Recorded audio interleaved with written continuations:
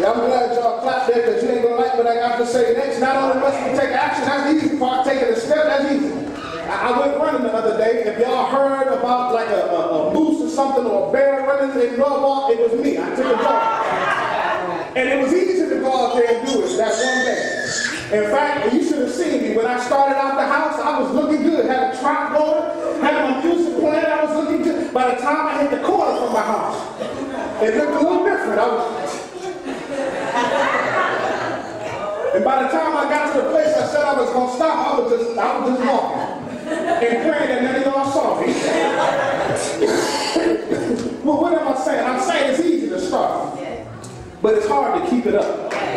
David and his men not only started fighting, but you read the text that says they started fighting before the sun come up and fought them until the sun started to go back down. That's a long time to fight. That's a long time to swing a heavy sword. That's a long time to hold a shield. That's a long time to stand in formation. What am I saying to you? If we're going to be successful and do the things that God will have us to do, if we're going to be a picture-perfect church, if we're going to win back the lost, we've got to be willing not just to start fighting, but to keep fighting. Amen. Got to learn how to persevere. And I look here, the Bible is specific and tells us what time they started fighting. Tells us that they started fighting during the daytime. And as the sun started to come up. Everybody in here can testify what happens as the sun gets to its highest point in the day. It gets with the T at the end, don't it? Hot. The text leaves that in there to let us know that not only must we fight, but we've got to be willing to keep up the fight even when it gets hard. You ought to catch that on the way home. We've got to be willing to keep up the fight as a church even when we don't see results. I'm going to tell the truth. Dion once asked me, she said, Pastor, we've been doing our singing. We try so hard. Nobody makes me celebrate, join the lady. Nobody even smile. Nobody even clap. When we sing, I said, keep singing anyhow. But that's got to be your attitude. When you pass out flowers and folks take them and throw them down, pass them out anyhow. When you go out and tell folk about Jesus and they say they don't want to hear, tell them anyhow. You got to be willing to keep up the fight. All right, I'm almost through. Here it is, the last thing, not the last thing here, but look at what they do. They actually take back what was lost. That's what you and I have to do. We've got to be willing to take back the generations and the people that we've lost by any means necessary. We've got to be willing to fight for them. We've got to be willing to fight their battles. We've got to be willing to do what we need to do to bring back our folks. If it means cutting service short, we got to do it. If it means having another service that's contemporary where they can do their jumping around and all of that stuff, we got to do it. If it means coming out on Fridays and the missionaries dropping off popcorn for the children playing video games, we got to do it. Amen. If it means putting out flyers, we got to do it. If it means partnering with the church that speaks a different language than us to have a community fair to bring people to Jesus, we got to do it. You got to be willing to get the lost by any means. Then there's this other thing here. I'm almost through. We've got to learn how to give credit what credit is due. In the reading, the ladies got together and screamed that part that every man started hollering out, "This is David's spoil." And by doing that, what they were doing was attributing the victory to their leader. They were giving him his props. Now, I know we have a problem with that here at the church. I watch some of y'all faces when people come in and they give honor to Pastor Harris. You've done a great job. Some of y'all faces squint up. I want to help you with that. I'm going to give you something to take with you so that you never forget that. I'm glad to hear. I want to tell you. I want to help you out. I want to help you out. I want to share my when you celebrate the leader, you're really celebrating yourself. You want to know why? Because you had the good enough sense to pick them. Amen. I'm serious. Y'all don't believe. All right, y'all don't believe. Listen. Y'all know I got engaged, so I was with my. That had to be Sister Tia back then. I was with my fiance, and We were getting a barrage of phone calls, and the phone calls after a while all started sounding the same, and I could hear her, I could see her face change, and y'all know as a nice, sweet lady, she really is, and somebody was giving her this lecture about, you know, and I want you to know, you got a nice young man, he's a nice young man, he's a good young man, and you're going to be fine, because you got a good young man, you picked a nice young man, he's a preacher, he's a good young man. And it started sounding like the preacher from Coming to America. I want y'all to hold on, the God's going to change the game.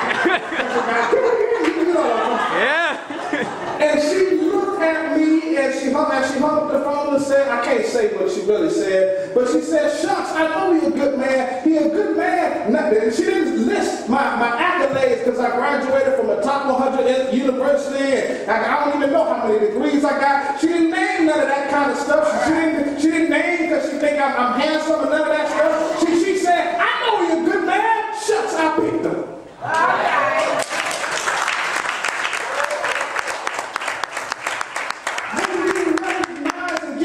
To your leaders, you're saying, I am smart, I picked a good person.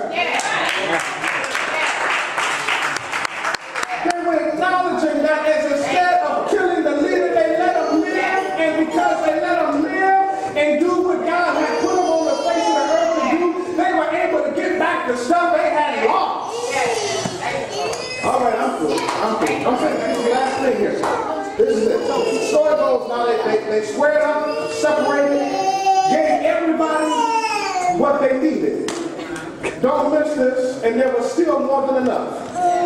The last verses, the part that were hard to read, Sister Tika, are the different places where David and his men had camped out throughout their running away from Saul.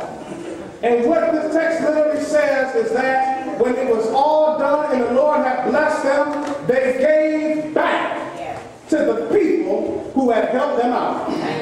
That's it, I'm done. As a church, we need to be about the business of giving back to the people who helped us out.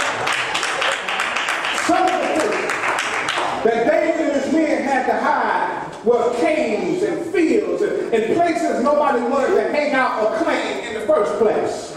In other words, they hung out in the country boondocks or in the slum of the inner city. David is saying here to us as a church, we ought not be ashamed of the various places where God has kept us and nurtured us. And instead of being ashamed of your neighborhood or your area, you ought to, when God blesses you, you ought to go back and show them some love.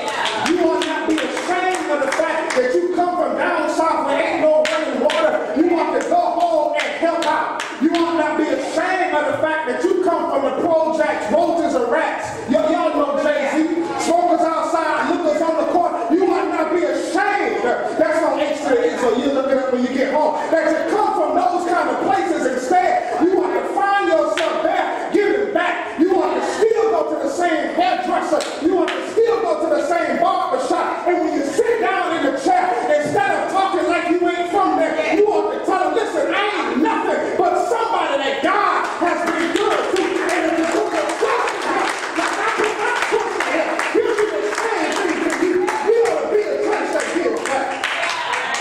I'm through, I'm out of here. Here's why. Giving back is an act of worship. After all of us have had somebody who's been good to us. All of us have had somebody that healed us out. All of us have had somebody who kept our secrets.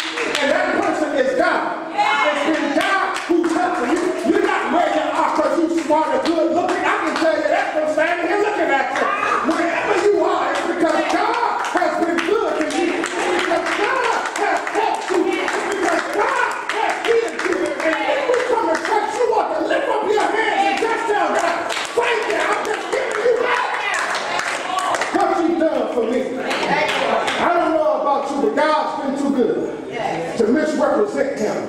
God's been too good to have the church looking bad.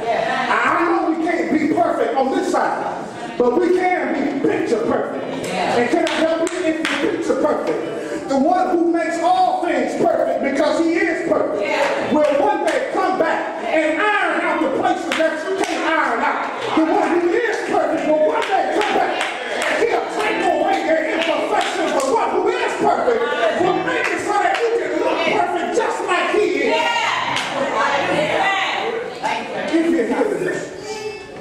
Perhaps you are not a